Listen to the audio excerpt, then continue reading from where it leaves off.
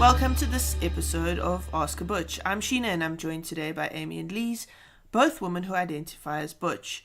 Today we're dealing with a conglomerate of listener questions, basically around butch identity. What makes a person butch? What are typical terms used other than butch to describe butch women? So I'm going to hand over now to Lise and Amy. So the first question, what are some slang terms that are taking over from the term butch? The main ones I hear are stud or boy with an I. Yeah, I don't think that we're young enough to answer this question because I'm with Lise. I've only ever heard stud and as the new version. And boy, I don't think that's new. I think that boy with an I, that was around when I was coming out at 20. So that's like 25 years ago. Yes, but I feel like it's taking on some new sort of shadings that it didn't necessarily back when I was coming out. So, all right. When I was coming out, a boy was someone who I always kind of thought was sort of similar to like a soft butch. Someone who kind of looked butch, like sort of dapper, possibly, but didn't necessarily act so butch. Does that sort of, is that match at all yours, or? That's was not my experience with the term boy when I came out. Okay, so what was yours? Boy when I came out was a butch bottom. Okay. So, I mean, boy, I feel right now has become much more sort of the dapper butch. And generally they tend to be younger, which I just think is more because this is, it's evolving currently as a term.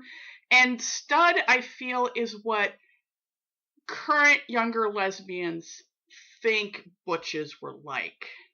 That makes sense. And this is just my sort of interpretation. And I have to say, I kind of object to the term stud versus butch, just because to me the connotations of stud are very sort of over-sexualized. Like a player. Exactly. And the way that butch to me is not. To me, butch describes someone, based on presentation. Yes, and not the way they act. Now, I don't think you can be a stud and femme,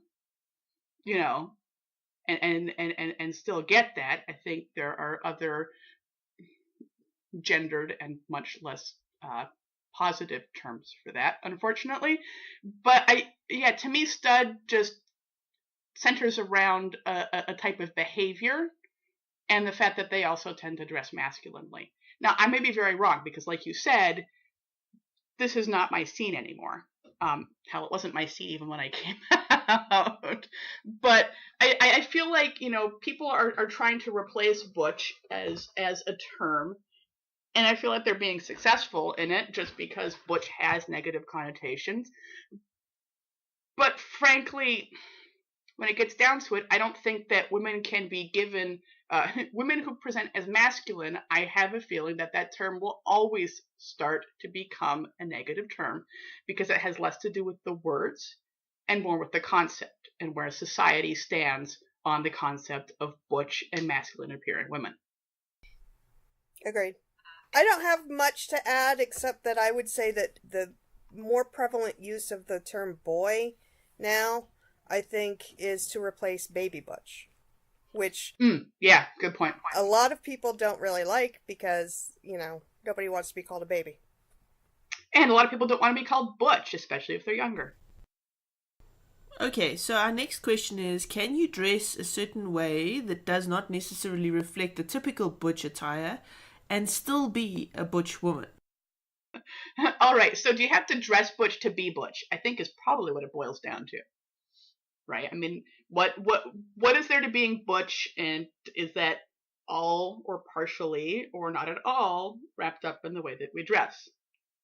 It's kind of a hard question to answer because on the one hand, butch is a description, and it's a description of masculine presenting women. And so to present as masculine, you dress more masculine, you tend to not wear makeup, you tend to have short hair. Short hair is not necessary because, long guys have long hair. So yeah, you can have long hair and be butch, but if you're curling your hair, you're probably not going to be considered as butch. If you're curling your hair and putting makeup on and wearing a dress, it's very difficult for me to consider you butch. But at the same time, no one can tell somebody else how to identify. Yeah, absolutely.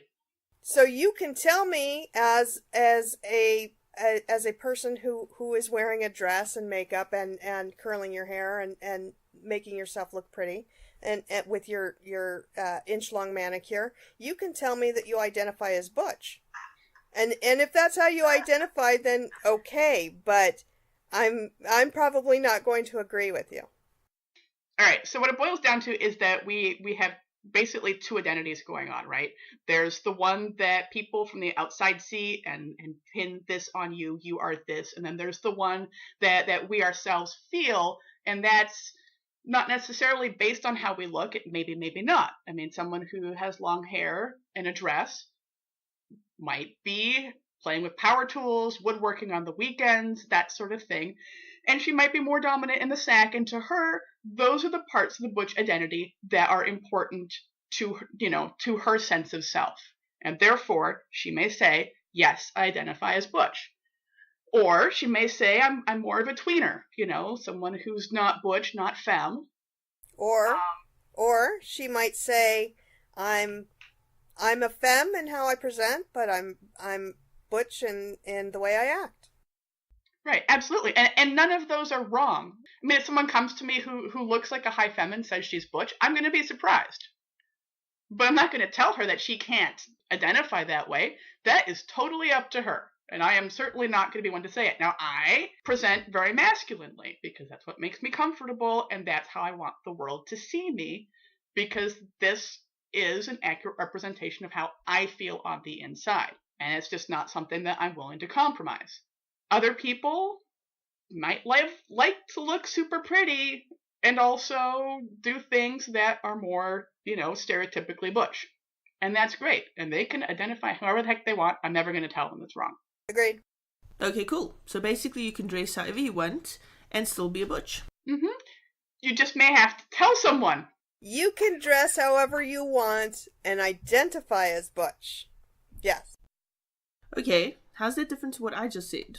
You said you can dress however you want and be a butch. And I think Amy's splitting some hairs. I am splitting hairs because while I will never tell you that you can't identify as butch or you can't call yourself a butch in a dress, I myself will not identify you as a butch if you're in a dress.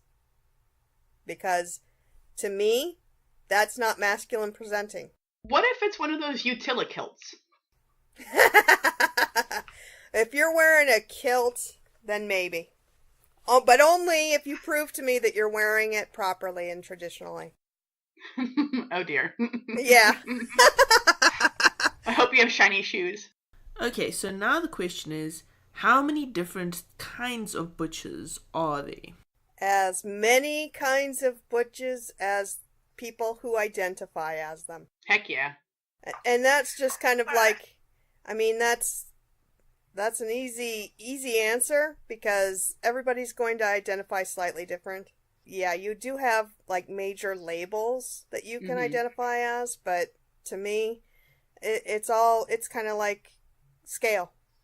It's all on a scale and everybody's different.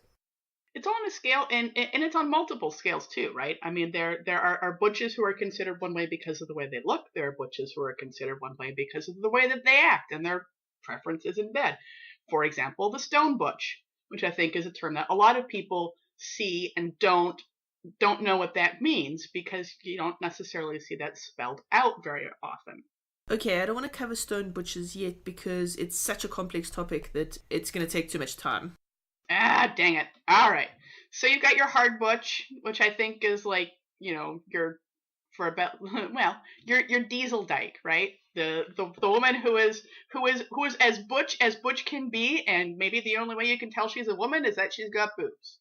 Well, and the other thing is that some of these really hard categories are things that I don't think I've ever seen a woman actually identify herself as. I think that those categories are more categories that people put on them. So yeah, hard butch, diesel dyke, sometimes stone butch, but more women are able to identify that because of certain preferences.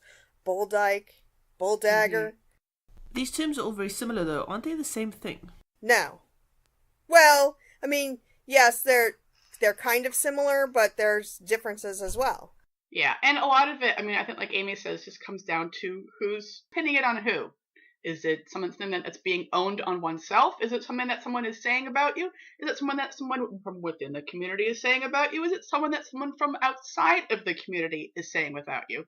Because there are certain of those terms that if I heard that from somebody outside the community's mouth, there would be hell to pay. Yeah. You know, some of those are terms that straight people have used on us and have been reclaimed to some degree or not. And if there are straight people listening to this podcast, I would be very, very careful about using any of these terms with a woman that you do not know well. Agreed. Even then, I don't think anybody outside of the community should be referring to anybody within the community as, you know, anything other than lesbian or gay. And then even then, I'm not so sure about discussing our sexual preferences. I had a guy at work once call me Butch, like as a name, and it's accurate, but from his mouth it was highly offensive. I had a guy at work who I made a couple of what I thought were friendly jokes, and he got angry, and so his description to me for other people was bull dyke, and that got back to me. And I find it amusing because I don't consider myself that hard of a butch, but he meant it very derogatorily. And I think we'd probably be remiss if we didn't quickly cover soft butch, which I think is a term that a lot of people see and are like, what's that? And to me, that's mostly someone who, you know, has some of the butch trappings, but not necessarily all of them. So she might wear flannel and cargo pants, but she's got long hair and some eye makeup. Soft butch, tomboy, almost like just the masculine side of an androgynous. I mean, there's just, that's kind of just more of a less masculine presenting. I don't know. Sporty butch? Yeah. Ooh, Sporty Spice. She was definitely the best Spice Girl. Oh yeah, definitely. Okay, so what do you label yourselves as? I just label myself as butch. Yeah, that's pretty much where I would plonk myself. Sometimes I go to androgynous, you know, definitely nothing anywhere closer to femme than androgynous though. Yeah. I mean, well, as far as masculine presenting, I mean, I have really short hair. I get a men's cut at the hairdresser and insist that I pay the men's price for it, which I think is ridiculous that if I'm getting a men's cut that they wanted to charge me for a woman's haircut. But also, I buy and wear only men's clothes. I do not buy or wear any sort of feminine clothes at all. And that includes jeans or shirts because the cut is different and it shows your body differently. And that does not make me comfortable. So when I am not at work, I wear almost exclusively cargo pants. And I dress very masculinely. Like the only masculine or the only feminine clothing I'm wearing when I'm out of work is a bra, frankly. I mean, yes, I wear men's underwear because boxer briefs are so much more comfortable than women's underwear and they don't crawl up your butt. At least that's been my experience. When I'm at work, I do wear women's cut clothing. I mean, I work at a professional job, and yes, the fit is different and it's not necessarily more comfortable for me, but it looks cleaner, unfortunately, for my body. Unfortunately, it is expected in a workplace. In a professional setting, I would say yes. Right. Now, I've made compromises. I mean, I literally cannot wear a dress. I mean, a skirt or a dress on me puts me into a panic attack. Like, and this is literal. This is not. I mean, I cannot breathe when I wear high feminine clothing. It is whatever that my damage is there, but it's mine. But I have compromised in a way that I can wear clothing that is feminine cut, and I'm okay with. and that mostly consists of khakis and a blazer. So that works for me. It looks neat, it looks professional, and I can stand to wear it. Yeah, and I would say I've had more than 15 years now of working in jobs that I don't have to wear professional clothing for. So I'm able to wear my masculine clothing and look perfectly presentable. So I'm happy with that. Thank you both for joining me today. My name is Sheena. I've been joined by Amy and Lise, and you've been listening to Ask A Butch. You can get cool stuff in the show notes, like links to become a patron, and patrons get exclusive podcast content. You can also get links to find Lise, Amy, and myself online, as well as links to our Facebook group online. That's all for this episode. Bye! Bye! Bye!